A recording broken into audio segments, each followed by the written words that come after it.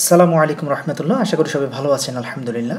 আল্লাহুম্মা রব্বি জিদনি ইলমা রব্বি শরহ লি সদরি ওয়া ইয়াসসির লি আমরি ওয়াহলুল উকদাতাম মিন লিসানি ইয়াফকাহু কওলি। সাল্লাল্লাহু আলাইহি ওয়াসাল্লাম। নাসরুম মিনাল্লাহি ওয়া ফাতহুন করিব। আজকে আমরা আছি ডেভিডসন 24th এডিশনের 446 নাম্বার পেজে। এখানে হাইপারটেনশন অর্থাৎ সেকেন্ডারি হাইপারটেনশন নিয়ে আলোচনা করা হচ্ছে। তো দেখুন, এই যে সেকেন্ডারি হাইপারটেনশনের লটস অফ কজ আছে, এই প্রত্যেকটা কজ আপনি যদি বুঝে পড়তে যান আপনার হিউজ একটা টাইম প্রয়োজন, বাট এই টাইমটা হবে আপনার লাইফ টাইম একটা ইনভেস্টমেন্ট ইনশাল্লাহ। এটা লিখে রাখতে পারেন আপনি ইনশাল্লাহ, যে আপনি লাইফ টাইম আজকের সময়টা যেটা আপনি ইনভেস্ট করলেন এটার ফিডব্যাক আপনি ইনশাল্লাহ পাবেন। বাট আপনাকে সেই সময় সেই ধৈর্যটা রেখে ডেভিডসনটা পড়ার চেষ্টা করতে হবে। ডেভিডসন এমন একটা বই যে আপনি চাইলে এটাকে পুকুরের মতো ভাবতে পারেন, আপনি চাইলে এটাকে আটলান্টিকের মতো করেও পড়তে পারেন, আপনি চাইলে এটাকে প্রশান্ত মহাসাগরের মতো করেও পড়তে পারেন। আপনি কতটুকু ডেপথে যেতে চান সেটার উপরে ডিপেন্ড করে ডেভিডসনটা কত ভাস্ট হতে পারে। তো দেখুন, আমরা এর আগের একটা শর্ট ক্লিপে আমাদের ফিল দ্য মেডিসিন কোর্সের পার্ট হিসেবে আমরা আলোচনা করেছি যে পলিসিস্টিক কিডনি ডিজিজে কীভাবে সেকেন্ডারি হাইপারটেনশন হচ্ছে। আজকে আমরা ইনশাল্লাহ কথা বলবো যে হাইপার প্যারাথাইরয়েডিজম কীভাবে সেকেন্ডারি হাইপারটেনশন ডেভেলপ করে সেটা নিয়ে আমরা কথা বলবো। এই এক্সপ্লেনেশনগুলো ডেভিডসনে প্রপারলি দেয়া নাই। তো দেখুন, আমরা আলহামদুলিল্লাহ বিভিন্ন জার্নাল থেকে আমরা এই র ডাটাটা পেয়েছি। এখন দেখুন, আমরা চাইলে আপনাকে র ডাটাটা জাস্ট দাগিয়ে এভাবে বলে দিতে পারতাম, ফলে হবে কি এটা মনে রাখার আপনার ব্রেইনে থাকার পসিবিলিটি মাত্র 2%। আজকে পড়বেন, কালকে ভুলে যাবেন, বা পড়ার সময় আপনি বিরক্ত হয়ে যাবেন। এটাকে আমরা আরেকটা লুক্রেটিভ ওয়েতে পড়ার জন্য যেটা করব, এভরিথিং আপনি যেটাই পড়ার পরে আপনি চেষ্টা করবেন সেটাকে কতটুকু ব্রিফলি আপনি নিয়ে আসতে পারেন। দেখেন, এই ইনফরমেশনটাকেই, এই যে এখানে যে র ডাটাটা আমরা আপনাদেরকে দেখালাম, এই র ডাটাটাকেই আমরা ফ্লো চার্ট করে আলহামদুলিল্লাহ এই যে বক্সের মধ্যে নিয়ে আসছি। তাহলে দেখেন, হাইপার প্যারাথাইরয়েডিজম এ মানে কি, যে প্যারাথাইরয়েড হরমোন এক্সেস হওয়া। এই প্যারাথাইরয়েড হরমোনের একটা কাজ হলো, দেখুন ধরুন এটা হলো একটা ভাস্কুলার স্মুথ মাসেল সেল। এখানে সেল মেমব্রেনে রিসেপ্টর থাকে, ভাস্কুলার স্মুথ মাসেল সেল। এখানের সেল মেমব্রেনের রিসেপ্টরটা হলো প্যারাথাইরয়েড হরমোন রিসেপ্টর অথবা parathyroid hormone related protein receptor, যাই হোক। তো এখানে যখন প্যারাথাইরয়েড হরমোনটা বাইন্ড করবে এই যে রিসেপ্টরটা, এই রিসেপ্টরটা হলো একটা জিকিউ কাপলড রিসেপ্টর। এবার বাকিটা আপনারা বুঝে গেছেন যে জিকিউ কাপলড রিসেপ্টর যখন অ্যাক্টিভ হয় তখন তারা কাকে অ্যাক্টিভ করে, ফসফোলাইপেজ সি এনজাইমকে অ্যাক্টিভ করে, এবং এটা পরবর্তীতে ইনোসিটোল ট্রাইফসফেট তৈরি করে।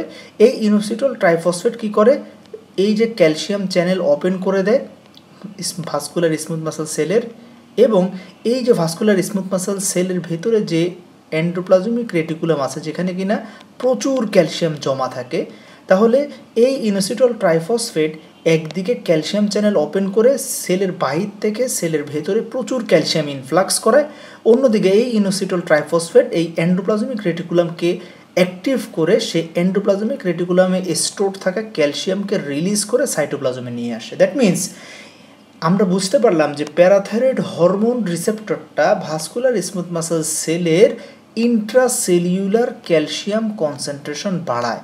আর যে কোনো স্মুথ মাসেল সেলে ইন্ট্রাসেলুলার ক্যালসিয়াম কনসেন্ট্রেশন বাড়লেই আপনার সেই স্মুথ মাসেল সেলটা কী করে, কন্ট্রাকশন করে। আর স্মুথ মাসেল সেল যখন কন্ট্রাকশন করে তার মানে ভ্যাসো কনস্ট্রিকশন হবে।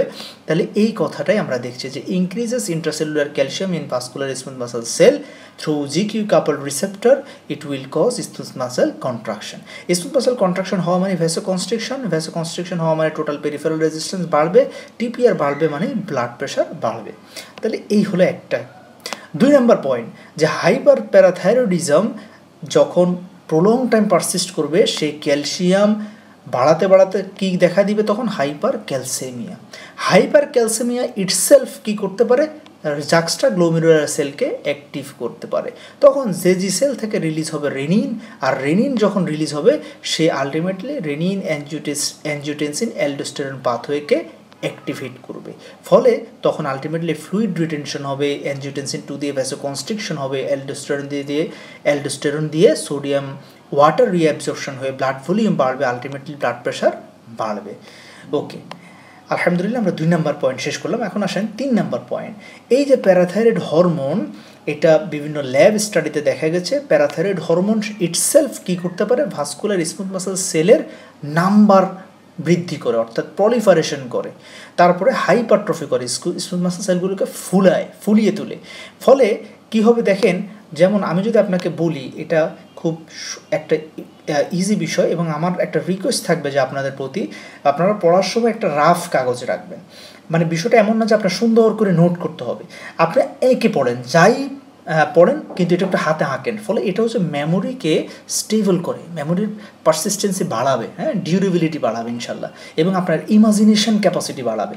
তো দেখেন এই যে ভাস্কুলার স্মুথ মাসেল সেল আমি আপনাদেরকে দেখাচ্ছি, মনে করেন এখানে ভাস্কুলার স্মুথ মাসেল সেলের একটা লেয়ার রাখলাম, হ্যাঁ, এই যে গ্রিন যেগুলো দেখছেন এগুলো হচ্ছে ভাস্কুলার স্মুথ মাসেল সেল। এখন এই যে একটা লেয়ার আছে, এখন এরা যদি সংখ্যা বৃদ্ধি করে 2টা লেয়ার তৈরি করে, আবার আরও সংখ্যা বৃদ্ধি করে 3টা লেয়ার করলো, এবং সাইজে তারা একটু ফুলে যাচ্ছে, ফলে দেখেন তো আপনার লুমেন এই সেলগুলো যদি না থাকতো, লুমেন কতটুকু ওয়াইড, দেখেন অনেক ওয়াইড। আর এই যে ভাস্কুলার স্মুথ মাসেল সেল সংখ্যা বেড়ে এবং তাদের হাইপারট্রফি, তারা ফুলে যাচ্ছে, ফলে আলটিমেটলি এই যে লুমেনটা কি হচ্ছে, ব্লাড ভেসেলসের লুমেন ন্যারোয়িং হচ্ছে। তাহলে লুমেন যদি ন্যারোয়িং হয়, তাহলে আলটিমেটলি এখান দিয়ে ব্লাডটা কি ফেস করবে, রেজিস্ট্যান্স ফেস করবে, অর্থাৎ টোটাল পেরিফেরাল রেজিস্ট্যান্স বেড়ে যাবে due to vascular smooth muscle proliferation and hypertrophy. তো প্যারাথাইরয়েড হরমোন যখন পারসিস্টেন্টলি থাকে, তখন ব্লাড ভেসেলসে এই রিমডেলিংটা হয়, ফলে আলটিমেটলি টিপিআর বেড়ে যায়, আগের মতো বিপি বেড়ে যায়। এবার আসে নাম্বার 4 পয়েন্ট, যে এই যে হাইপার প্যারাথাইরয়েডিজম, এই এক্সেস প্যারাথাইরয়েড হরমোন এন্ডোথেলিয়াল সেলের নাইট্রিক অক্সাইড প্রোডাকশন ক্যাপাসিটিকে কমিয়ে দেয়, ফলে নাইট্রিক অক্সাইড প্রোডাকশন কমে গেলে আলটিমেটলি ভ্যাসোডাইলেশন হতে পারে না, ফলে হবে ভ্যাসোকনস্ট্রিকশন, ফলে আবার টিপিআর বাড়বে, বিপি বাড়বে। এবার আসে নাম্বার 5 পয়েন্ট, 5টা কারণ। সেই 5 নম্বর কারণটা হলো hyper parathyroidism, that means over parathyroid hormone can cause over sympathetic activity. আর সিম্প্যাথেটিক নার্ভাস সিস্টেম অ্যাক্টিভিটি বেড়ে গেলে আলটিমেটলি বিপি বাড়বে, হার্ট রেট বাড়বে, ফোর্স অফ কন্ট্রাকশন বাড়বে, নরএপিনেফ্রিন দিয়ে ভ্যাসোকনস্ট্রিকশন হয়ে টিপিআর বাড়বে, ফলে ব্লাড প্রেশার বাড়বে। তাহলে আলহামদুলিল্লাহ আমরা জানতে পারলাম 1, 2, 3, 4, 5টা মেকানিজমের মাধ্যমে hyper parathyroidism can lead to secondary hypertension, যেটা কিনা ডেভিডসনের 446 নাম্বার পেজের মাত্র একটা ওয়ার্ড নিয়ে আমরা জানলাম, আলহামদুলিল্লাহ। তো আমরা ফিল দ্য মেডিসিন কোর্স চলছে, যদি আপনারা ইন্টারেস্টেড থাকেন ইনশাল্লাহ এনরোল করতে পারেন।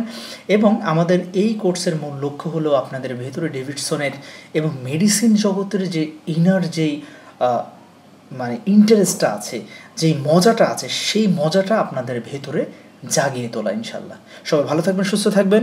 আসসালামু আলাইকুম রহমতুল্লাহ।